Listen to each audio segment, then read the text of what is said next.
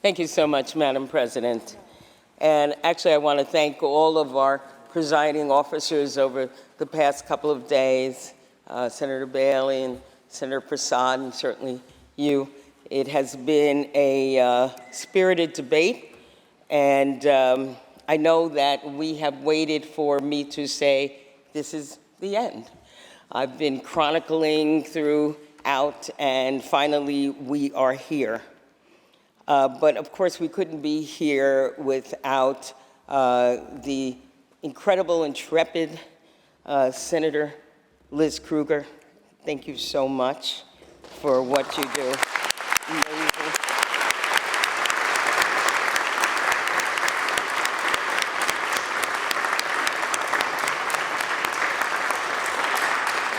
And I know I won't ignore the fact that your partner, Senator O'Mara, there as well, sits through these things and appreciate, I'm sure, not only the partnership, but what you've learned from Senator Krueger over the years. We all do.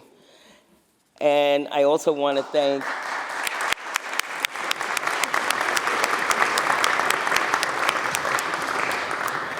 and of course, to my own deputy and the floor leader, the deputy leader, Senator Mike Gianaris.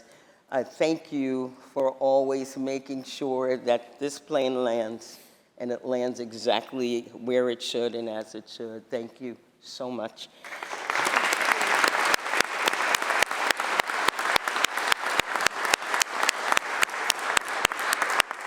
And of course, like Senator Ort says, that Senator Lanza has to listen to him and everybody else. And I will say thank you, Senator Lanza, as well, because I know that you all work very, very well together to get it all done. And that is not unnoticed, so thank you. Thank you.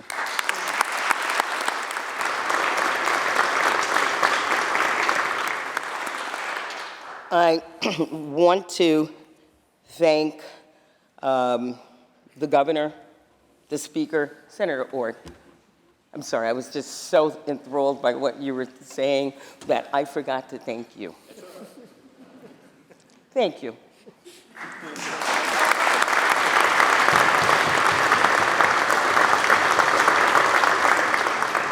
I could say more. But I will say, you know, we try and keep communications, and certainly, again, we have been on that side, as I say, the better part of 100 years we were on that side. So, not all of us here, but it just feels like it. But so we know. I know Senator Breslin says he remembers it. So we get it. And sometimes, you know, you just sit and wait. So I'm conscious of that. So we want to make sure that you're engaged and your time is spent at least knowing what the next thing is going to be. So thank you. I wanted, as I said, to thank the staff. Incredible staff on both sides, but in my world here, I want to give a special shout out to the Secretary of Finance, Dave Friedfeld. Here's Dave.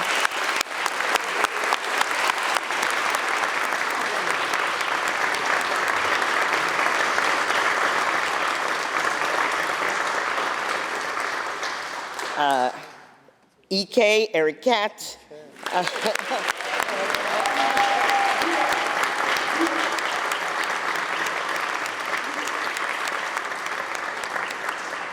Someone you may not know, but instrumental in our team, Leah Goldman, who is now our Director of Intergovernmental Affairs. Leah.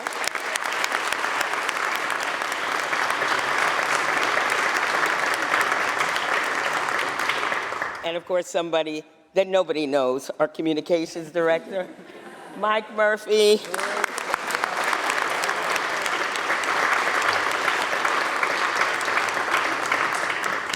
And I think we all want to thank Ali Paulino, who made sure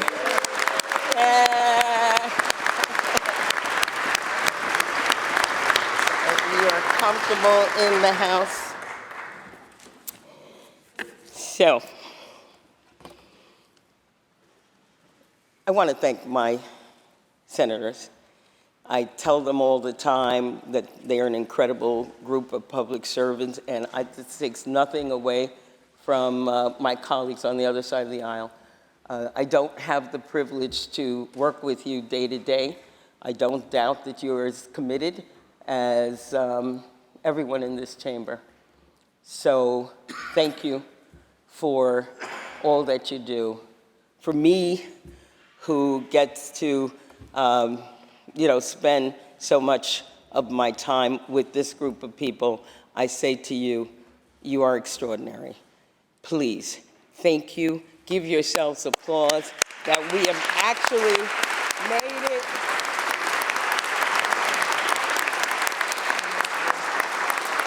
I have to remember to look, and I got to look over there too. I'm sorry, I forget.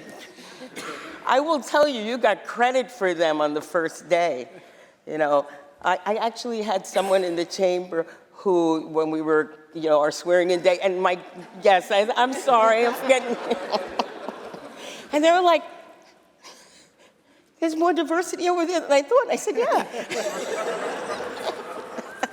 I said, you do get credit for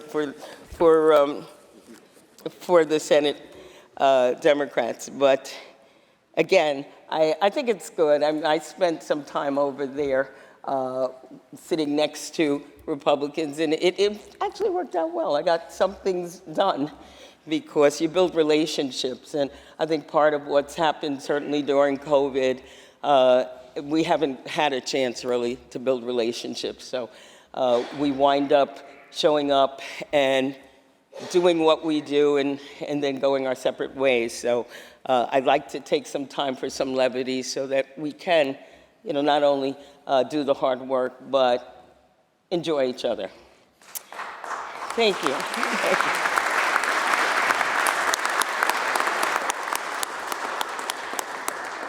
And now I get to explain why this is a great budget.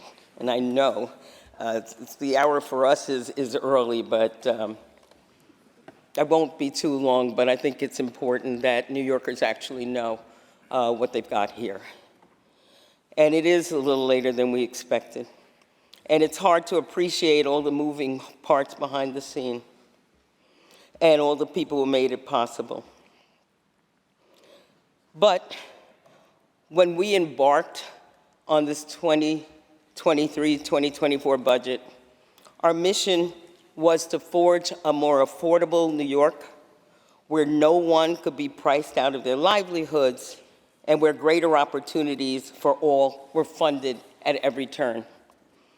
After guiding our state through the worst of the pandemic and successfully stabilizing our workforce, passing a budget that would fund New York from the bottom up was the next step in our economic recovery.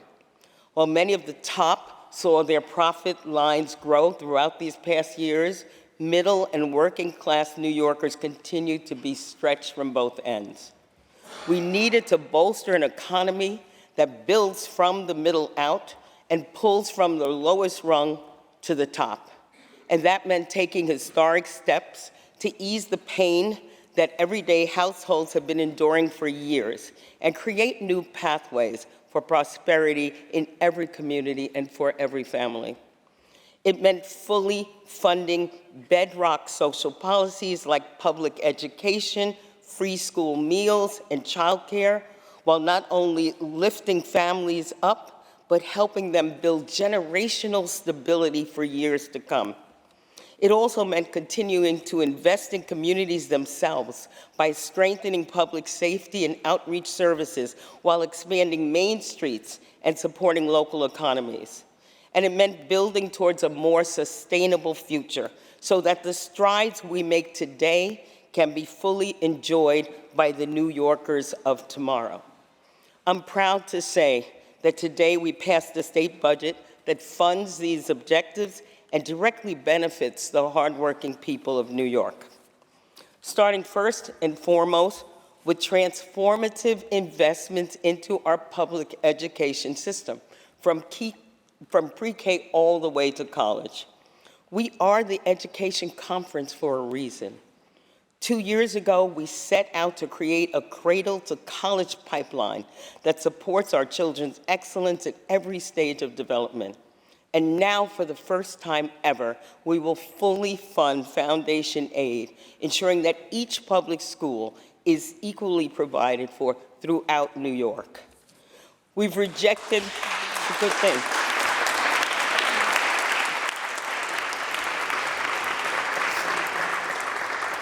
We've rejected any tuition hikes to in-state SUNY and CUNY rates, keeping higher education within the economic reach of all of New York students and ensuring no one is priced out of the education they've earned. In a long overdue step, we've also funding universal free school meals for millions of children so that no student's ability to learn will be affected by hunger.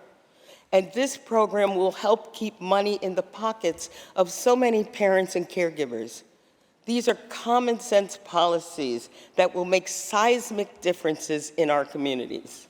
We're also lifting the burden further on working families with an eye towards ensuring parents won't have to choose between a paycheck and raising their children.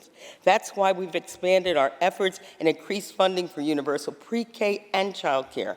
We're also investing $25 million to support the employer-provided child care credit and expanded the child tax credit to include children under 4 years old, a necessary threshold for so many working families. When we invest in local social programs and services, we're investing in the well-being of the community. That's why, in addition to robust education funding, we also took major steps to strengthen the healthcare infrastructure that supports our every need. The COVID stress test didn't end when cases dropped. The same inequities that led to provider burnout and overloaded hospitals still persist today in the same places and often bear the brunt of our healthcare crisis. No one should be geographically stranded from a hospital or doomed and deemed too poor to receive care. That's why we took crucial steps to support our distressed providers with $500 million in additional aid. And we secured $1 billion for healthcare capital funding, increased Medicaid reimbursement rates for hospitals and nursing homes, expanded Medicaid for those who are disabled and still working. And we received a commitment from the governor to request federal assistance to allow us to provide coverage for all. In addition, we continue to lead the way as a destination state for reproductive care. This budget allocates $101 million to abortion services, which includes an expansion of services to SUNY and CUNY students and access to over-the-counter contraception. We're furthering our efforts to strengthen mental health resources and crisis care so that people in need can access help as soon as possible. In that effort, we secured a historic $1 billion for mental health services, which will go towards improving insurance coverage, increasing outpatient services, and inpatient psychiatric treatment capacity. Additionally, we're creating a Daniels Law task force to evaluate improved intervention for mental health crises.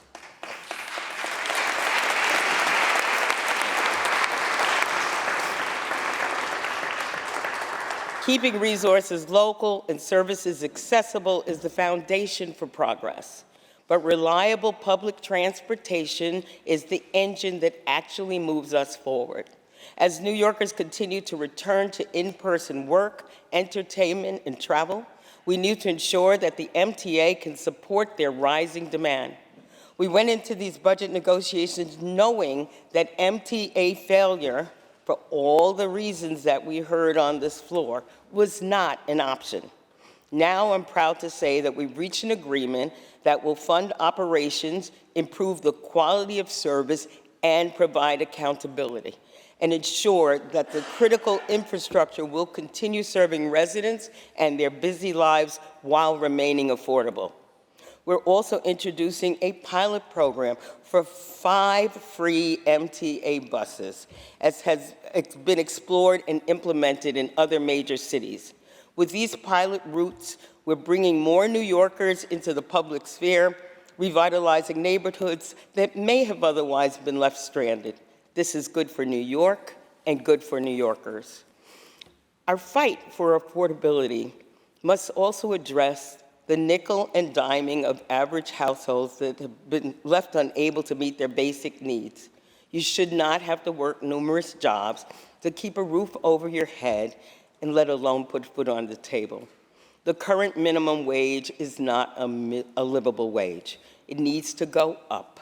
I'm proud to say we secured a $2 increase over the next 3 years and will finally tie the wage to the rate of inflation.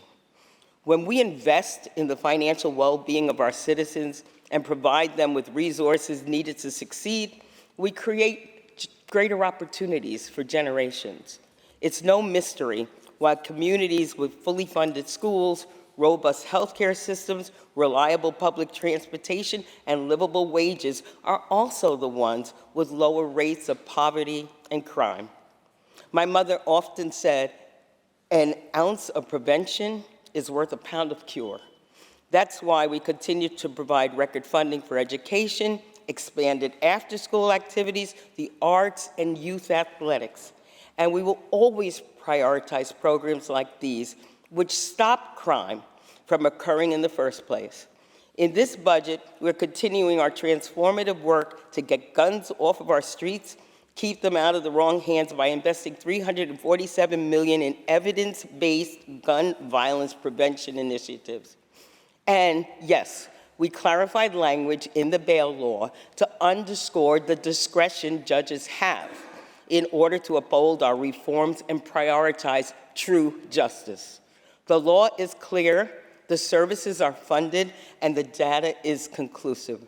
Our criminal justice policy proved that criminal justice reform and public safety can and must go hand in hand. This budget is a blueprint for greater prosperity and lays the framework for an even brighter future. But these investments won't mean anything if people are displaced due to climate change. That's why we're continuing our nation-leading efforts to not only stop further damage from occurring, but reverse what's already been done, because the environmental stakes are too high for anything else.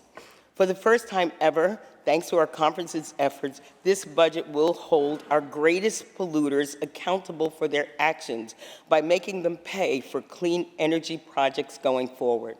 We laid the foundation for our historic Cap and Invest program, and the Senate overcame resistance to make sure that Public Renewables Act had real teeth and strong labor standards.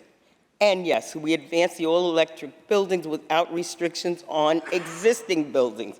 We're not burdening everyday New Yorkers in our climate fight, and we're not asking them to give up more than our greatest polluters. So that means, just to be clear, that yes, you can keep your gas stove, you can stay in your home that you've always known, you can keep your job, and we will simply be building a climate-conscious policies into the spaces. The days of shifting costs and carbon onto poor communities are over. Our climate policy centers working-class New Yorkers as the beneficiaries of this affordable green economy, not the financiers, with good-paying union jobs forging our clean future. These are the actions desperately needed for us to stay the course on climate and keep New York habitable. And we must remember those at the front lines of our climate fight, the stewards of our land, the farmers. New York is the proud home to thousands of family farms, which not only support numerous working-class families' communities, but nourish the entirety of our state. This budget stands up for them and invests in them.